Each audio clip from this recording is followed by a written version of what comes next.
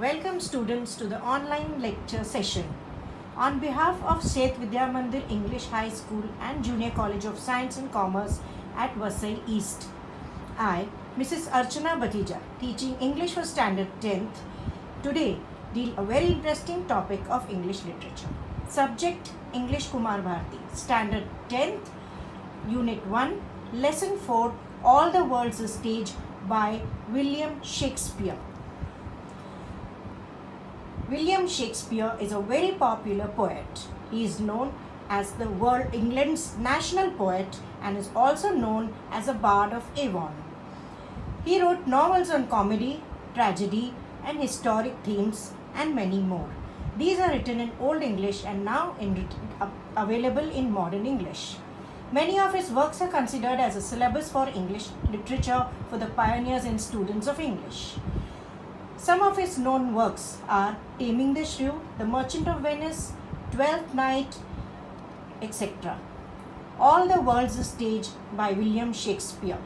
As we begin this poem, we deal about the poem in the form of the central idea and poetic devices. It is a metaphorical poem in which life is compared to a stage. As of all the play, a person plays roles as the actors play on the stage. The poet has mentioned about the 7 stages beginning from infancy to old age. The poet has used characteristics that are peculiar to each stage in the poetic verses. Now, considering the poetic devices, he has used many significant figures of speech. Also, that these figures of speech with important sentences are combined with no rhyme scheme but a uniform rhythm. The poet has also used humor. The poem is in uneven lines, but a subheading is provided for you to understand. All the world's a stage. As I quote the lines, all the world's a stage, and all the men and women merely players. They have their exits and their entrances, and one man in his time plays many parts, his acts being 7 ages. This is the introduction where the poet says that all men and women play their roles in the life like the actors play on the stage. Exits and entrances mean the births and deaths. In this life, he or she plays many roles, and these are the different ages. The poet has used metaphor. Then comes the infancy. At first, the infant mewling and puking in the nurse's arms. Here it is where every man and woman first is a newborn or an infant, and the sounds mewling and puking tell us about the crying.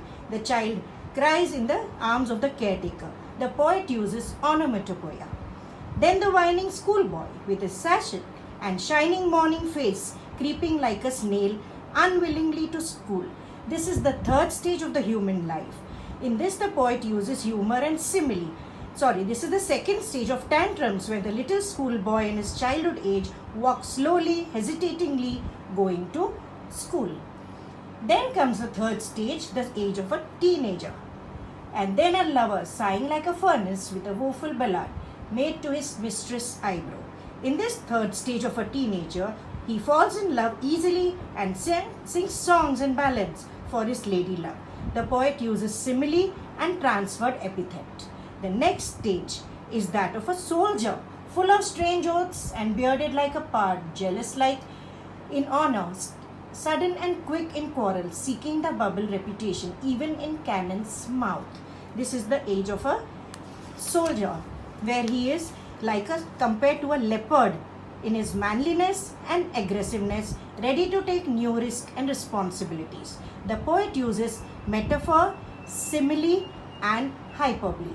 And then the justice in fair round belly with good capian lined, with eyes severe and beard of formal cut, full of wise saws and modern instances, and so he plays his part. This is the next 5th stage of life of a middle-aged man.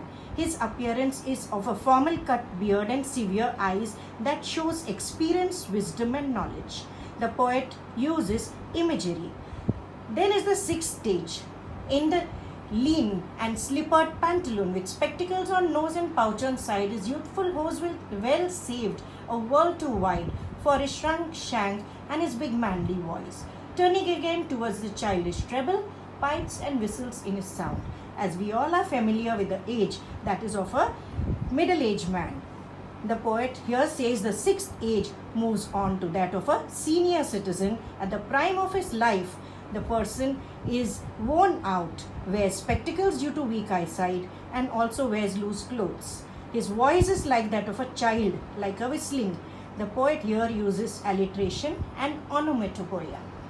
Next and the last, seventh stage, last scene of all that ends this strange eventful history, is second childliness and mere oblivion. Sans teeth, sans eyes, sans taste, sans everything. This is the seventh stage in human life of a very old age. The person is very weak, dependent on others. He or she lives a state of mere existence and has lost his teeth, eyesight, and everything.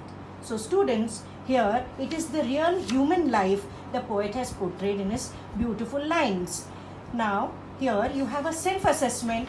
Please write the poetry appreciation using the reference points that of a title, poet, central idea, figures of speech and rhyme scheme in the paragraph format. Thank you, students.